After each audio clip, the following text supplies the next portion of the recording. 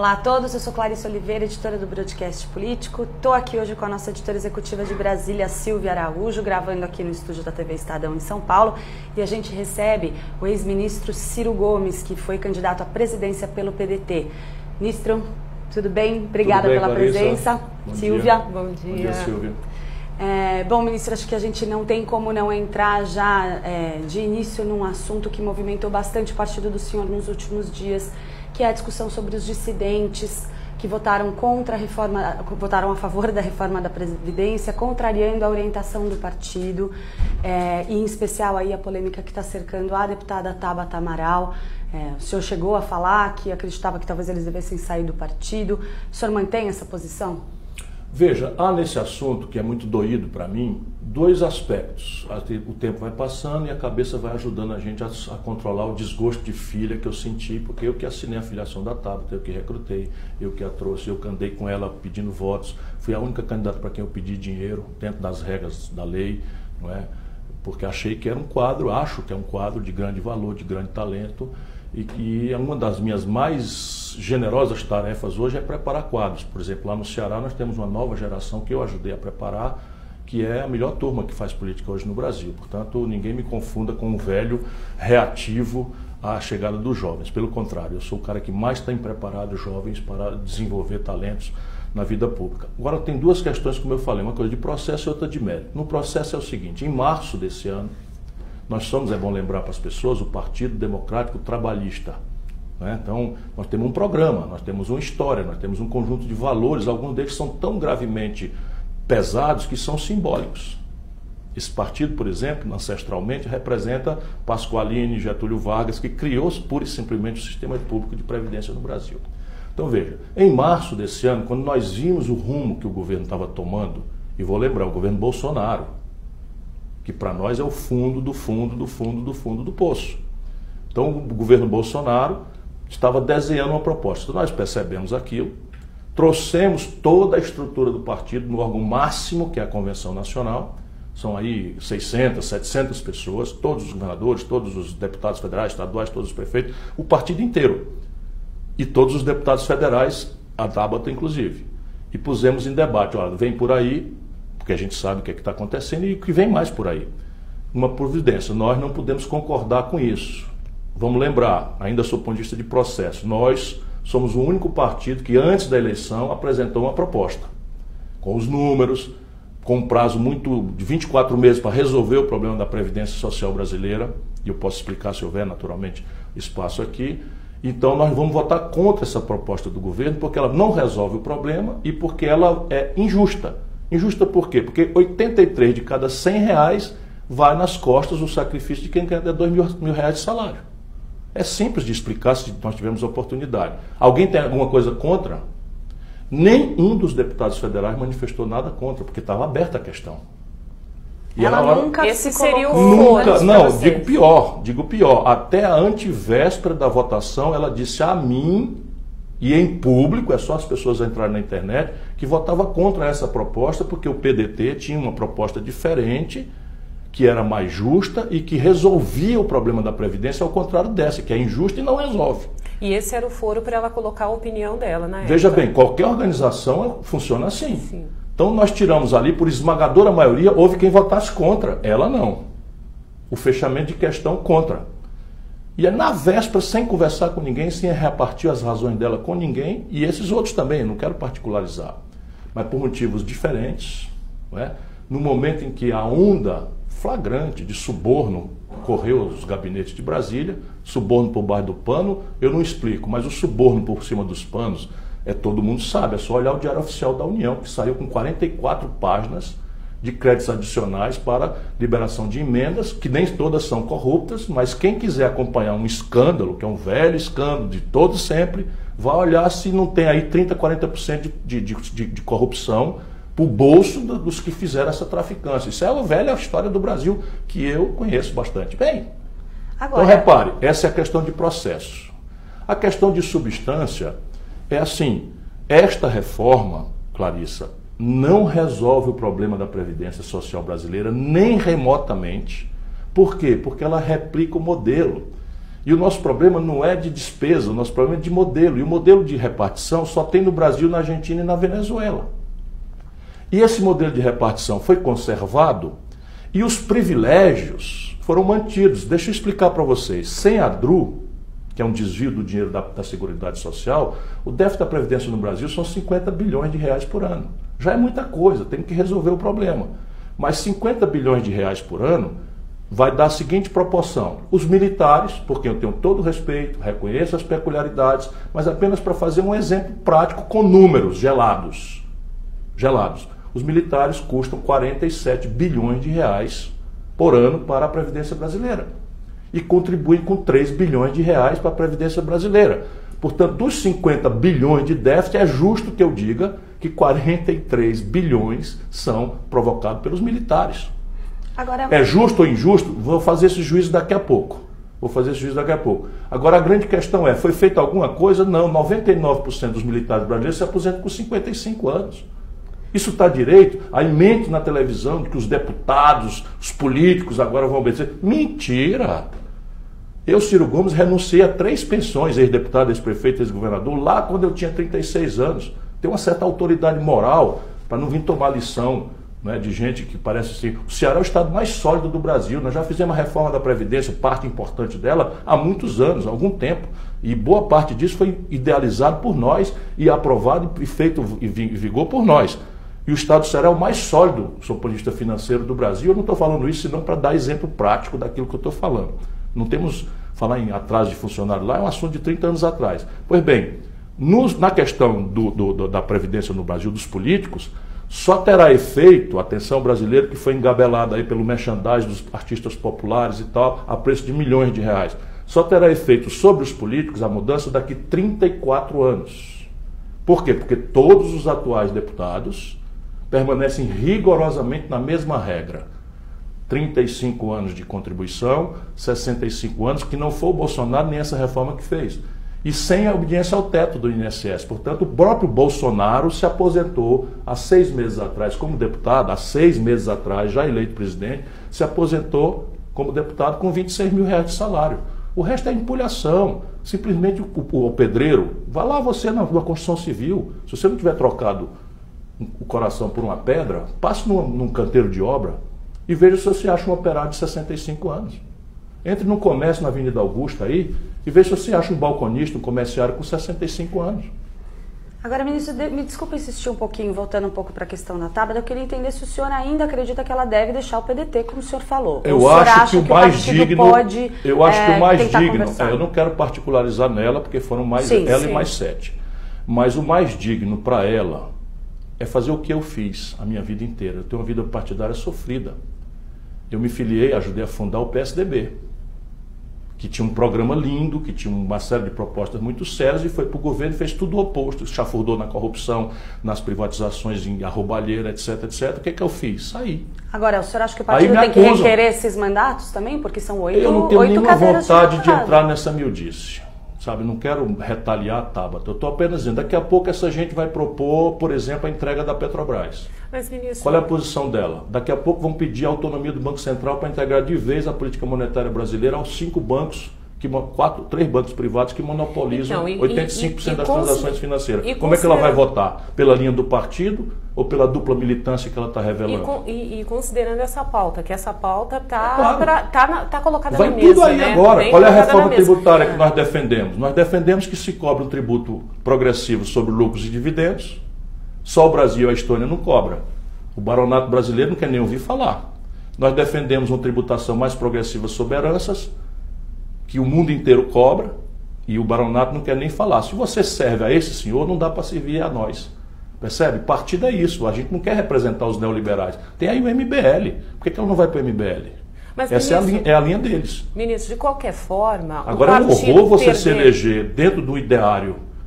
Né? Nós não somos uma extrema esquerda, nós não somos irrazoáveis. Nós apresentamos uma proposta de previdência, nós apresentamos substitutiva a essa daí, ela sabe de tudo isso. Mas o partido se sente confortável em perder se essas pessoas, todas essas pessoas chegarem hoje e estou saindo do partido. O partido está confortável? Não, o partido está muito machucado, porque nós fizemos um esforço muito grande por todos eles. Nenhum deles, a Tabata não se elegeria se não fosse o quociente eleitoral do partido.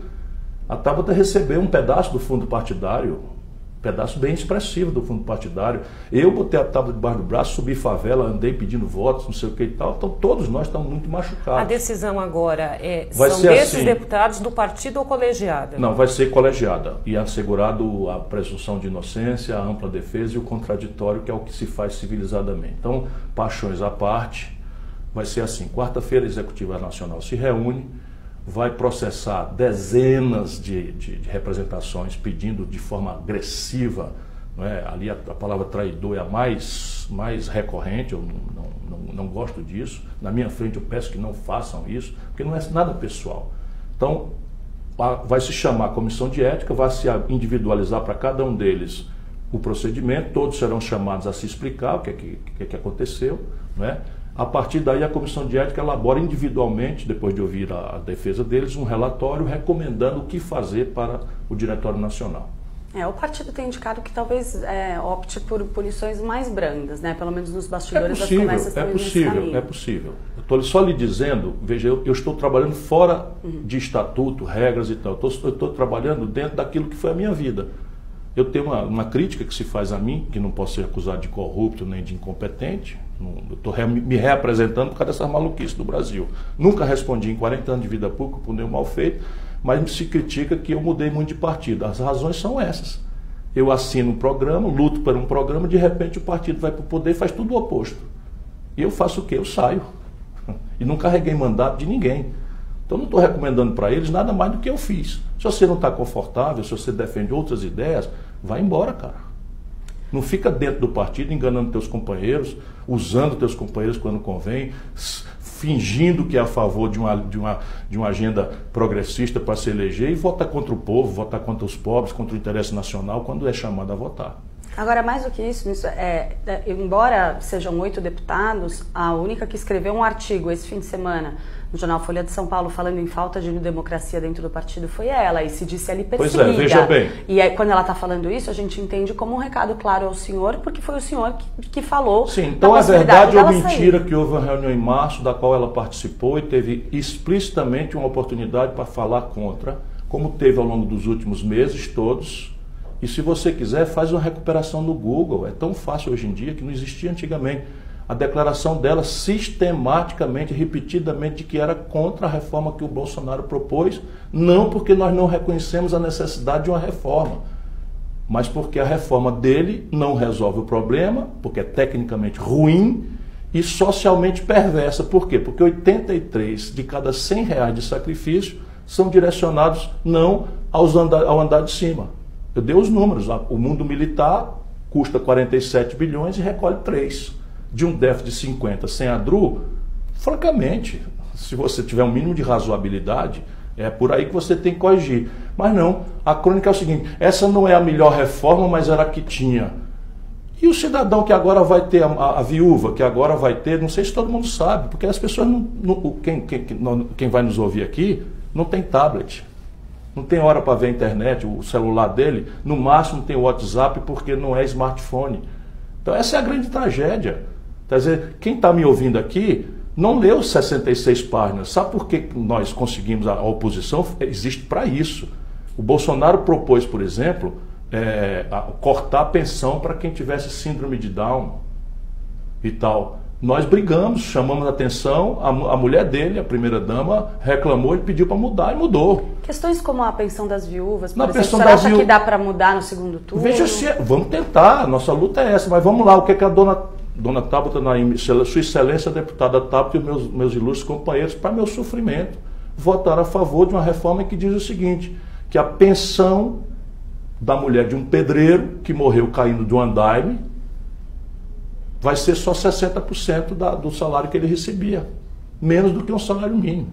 O senhor acha que tem espaço para direito modificar? Isso, pelo amor de Deus? Eu tô pirado. A velha política é tão intoxicante que eu tô errado? Será possível? Dá para modificar alguma coisa no segundo turno ou já está encaminhada pelos números que foram colocados ali no... A derrota foi acachapante. É preciso que a gente tenha humildade. No dia seguinte o país amanheceu normal, ninguém quebrou nenhuma vitrine, ninguém furou o pneu de um ônibus. E isso tudo deveria, como a mim tem me feito, parar, a gente que é crítico, parar para pensar, né? Cadê o veio de transmissão da nossa eloquência, da nossa sensação de que estamos fazendo a defesa dos mais pobres entre os pobres? Então não dá só para dizer que o pobre não tem um smartphone, como eu falei aqui, porque de alguma forma todo mundo sabe que está sendo mexido. E eu estou entendendo mais ou menos o que é. É que a população brasileira está tão machucada que se predispôs a quem propõe mudança. E a mudança aqui não é reflexiva. Eu com muito respeito a vocês duas que estão na minha frente, eu desafio que o Gilberto de Menstein tenha parado, como eu, para ler as 66 páginas da reforma da Previdência. Porque eu sou obrigado funcionalmente a ler, ele não é. Então ele percebe superficialmente de forma correta, como eu, que há uma necessidade de reformar a Previdência, e manda bala na defesa disso. O Josias de Souza, jornalista respeitabilíssimo, duvido que ele tenha parado para ler as 66 páginas, para saber, por exemplo, que na primeira proposta do Bolsonaro estava lá a providência chavista, venezuelana, no pior acepção do termo, de reduzir a idade máxima de aposentadoria dos ministros do Supremo de 75 para 70, que daria ao Bolsonaro o direito de nomear a maioria do Supremo Tribunal Federal assim, ó. Pois bem, foi a gente brigando, gritando, esperneando, denunciando, que o relatório derrubou. Tinha lá um regime de capitalização sem precedente no planeta Terra, a não ser no Chile, que já está corrigindo, de criar um regime de capitalização sem contribuição patronal. Espera um pouco, se tem um desequilíbrio na conta da Previdência, como é que eu vou consertar a Previdência tirando a metade da receita? Nós brigamos, esperneamos, que é nosso papel, procuramos esclarecer, caiu. Né? Agora, na substância, é ruim, porque ela não resolve. Deixa eu explicar para vocês, vai ser a maior ressaca política da história. Sabe qual é o efeito fiscal no curto prazo? O que eu falo no curto prazo é 3, 4, 5 anos? Nenhum. Sabe qual é o efeito em animação da atividade econômica brasileira? É negativo. Por quê? Porque hoje a demanda, o consumo das famílias está deprimido como jamais aconteceu. E esta reforma, por exemplo, eminente deputada Tabata Amaral e colegas que acharam que estavam fazendo talvez o bem ao país, ela corta 13% do valor médio das aposentadorias por um passo. Qual é o passo? Em vez de calcular a aposentadoria das pessoas com os 80% maiores salários, como é a lei hoje, passa a calcular pelos 100%. Ou seja, o valor do salário que vocês recebiam como estagiária passa a contar como média. Só que vocês já há muito tempo, da classe média, eu também, não queremos saber de INSS, nós estamos tudo nos virando para conseguir um plano de previdência privada. E esse é o corte que está acontecendo no Brasil. O povão se ferra porque a classe média escolarizada e tal já não está mais interessada no assunto. E o que vai acontecer é uma brutal evasão do restinho de classe média que está no serviço público, por exemplo, vai abandonar. Vai se acertar por fora com planos privados de previdência. E isso não é por acaso. Previdência à parte, a outra agenda, essa agenda econômica que o deputado Rodrigo Maia quer tocar ali dentro, principalmente na Câmara, o senhor acha que dá para conciliar essa agenda ainda com mais um turno da Previdência e mais a Previdência sendo discutida lá no Congresso? No tempo que eles querem. A tributária, por exemplo, que sempre foi um problema no Brasil. A Câmara está agindo com muita agilidade e eu aprecio isso. Eu fui deputado e uma das coisas que me exasperava foi o pior momento da minha vida pública, botar a gravata para ir conversar fiado. Né? A Câmara está produzindo bastante, independentemente da qualidade da produção, que eu sou crítico, mas é muito importante isso que está acontecendo e eu atribuo muito isso à liderança do Rodrigo Maia. Por isso que nós, inclusive, temos um diálogo aberto, um entendimento, conseguimos mitigar muitas dessas tragédias porque temos um diálogo aberto, porque o nosso papel de oposição é tentar cobrar as coisas, melhorar as coisas, criticar os defeitos, ou não vocês, mas tem um certo jornalismo no Brasil, por exemplo, que quer me desqualificar hoje, como se eu fosse da situação. Era o que faltava agora eu votar a favor do Bolsonaro.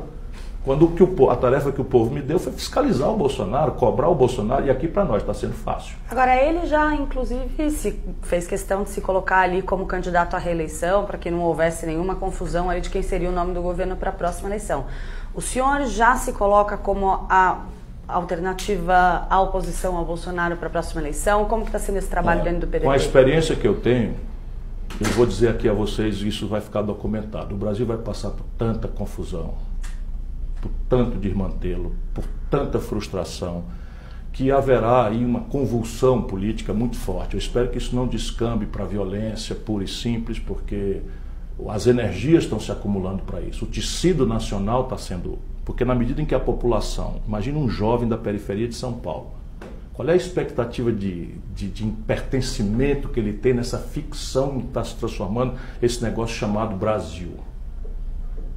Sabe qual é o futuro desse garoto que está estimulado a compra sem ter dinheiro?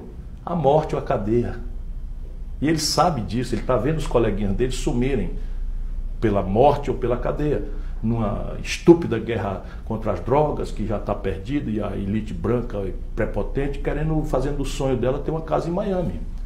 Então isso está por aí para acontecer. Então a minha compulsão é continuar fazendo o que eu sempre fiz a vida inteira, cumprindo a minha obrigação. Se isso vai virar ou não a candidatura, é evidente que eu não vou andar mentindo, já fui candidato 3 vezes. Então é evidente que eu gostaria de ser presidente do Brasil. Mas será que vale a pena ainda?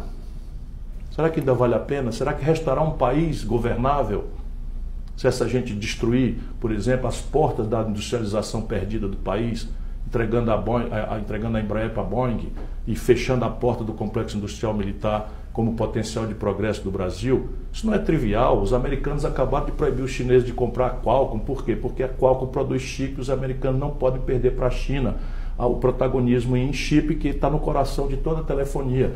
Os americanos estão fazendo uma restrição violenta à Huawei, porque a Huawei está 10 anos na frente no domínio da tecnologia 5G. E o Brasil está entregando, esquartejando a Petrobras. Isso é o complexo industrial do petróleo e gás e bioenergia, é outra porta extraordinária que o Brasil tem para crescer, para reindustrializar-se, enfim, para adensar nossa cadeia produtiva e matar a ilusão de que nós vamos pagar nossa vida moderna com milho, soja, petróleo bruto e minério de ferro. Essa conta não fecha. Ministro, falando nos Estados Unidos, a gente não pode deixar de perguntar para o senhor sobre essa nova polêmica aí no governo Bolsonaro, que é a indicação do Eduardo Bolsonaro para a embaixada em Washington. Quem é o indicado? Se for indicado mesmo, porque eu acho que isso também está colocado aí pela esperteza marketológica do Bolsonaro e dos seus assessores estrangeiros para desviar a atenção. Agora é hora de discutir previdência social. A situação é ruim, mas nós temos um segundo turno na Câmara, 2 turnos no Senado, e a população pode ir acordando para a questão concreta agora. Que nós precisamos de uma reforma, está de bom tamanho, mas esta não resolve o problema, tem muita responsabilidade de você cobrado. Não resolve o problema, para o primeiro. E toda a parte que vai fazer para o futuro é extinguir a aposentadoria dos mais pobres. Assim como eu estou dizendo, basta perguntar de novo. Veja se você acha um operário na construção civil, um motorista de ônibus, uma babá com 62 ou 65 anos. É assim que nós estamos fazendo com essa reforma. Porém, o Bolsonaro, de forma esperta, nos distrai hoje com a dinheiro da coisa. Quem é o Eduardo Bolsonaro? É um imbecil com português muito ruim, o que quer dizer que o inglês não deve ser grandes coisas, portanto vai ter que se expressar em termos sofisticados com auxílio de tradutores, ocupando aos 35 anos, mais 4 dias, o lugar mais complexo, delicado e difícil da diplomacia de qualquer país do mundo, que é a representação junto aos Estados Unidos. Experiência anterior, policial. Então nós estamos mandando para a representação de um país que tem uma diplomacia profissional altamente qualificada, respeitada mundialmente, um policial de 35 anos. Tem alguma coisa contra os policiais? Não. Eu, por exemplo, amo os malabaristas. Eu acho que eu não consigo entender como é que alguém consegue fazer com tal velocidade aqueles prodígios do malabarista. Mas eu não entrego o meu filho para fazer uma operação de apendicite para o malabarista. Mas, ministro, o senhor é um parlamentar qualificado como o senhor entende como funciona ali tanto a Câmara quanto o Senado. Em levando a cabo essa indicação, se é que o Bolsonaro vai levar, passa no Senado? Veja, há um mérito e há o dejeto nas coisas. No mérito, ele vai ser sabatinado. Por quê? Porque a engenharia institucional faz com que haja um filtro, não é, em que uma indicação do presidente vá para a representação mais nobre, mais qualificada, teoricamente, da Federação Brasileira, os pró-homens da nação. Pró-homens é uma expressão que pouco feminista, e as pró-mulheres, se existir, da nação. Eles vão ter que perguntar a esse camarada qual é a proficiência dele em inglês em assuntos, vamos dizer, complexos, Qual é a opinião dele sobre os conflitos globais e o posicionamento do Brasil, porque a gente tem que orientar nossa posição. Qual é a posição dele em matéria de comércio exterior, em que os americanos, por exemplo, estão fazendo com que o Brasil deixe 1/3 da nossa capacidade de produção de óleo diesel, gasolina, etc., etc., para importar dos americanos. Está ouvindo o que eu estou dizendo? 1/3 da capacidade de refino da Petrobras estão parados hoje, a refinaria de Duque de Caxias está enferrujando. E nós estamos, ao invés de produzir gasolina em real, dando emprego para o nosso povo, nós estamos comprando mais de 210 milhões de barris de gasolina, de óleo diesel, de gás de cozinha dos americanos, em dólar. Qual é a opinião dele? É razoável que o Brasil entregue uma cota de importação de trigo subsidiado dos Estados Unidos de 750 mil toneladas sem nenhuma contrapartida? O Bolsonaro acabou de fazer isso. É razoável que o Brasil entregue uma fração do seu território a uma potência estrangeira, seja qual for, de maneira que nesta fração do território as autoridades brasileiras não podem entrar senão com autorização das autoridades americanas? É razoável que a gente violente um princípio da comunidade internacional de reciprocidade, em que a gente abre mão unilateralmente, sem nada em troca, do visto para os americanos visitarem o Brasil, enquanto crianças estão sendo separadas de brasileiros na migração ilegal para os Estados Unidos? Isso é a agenda desses 4 meses que o embaixador do Brasil vai ter que tratar com os norte-americanos.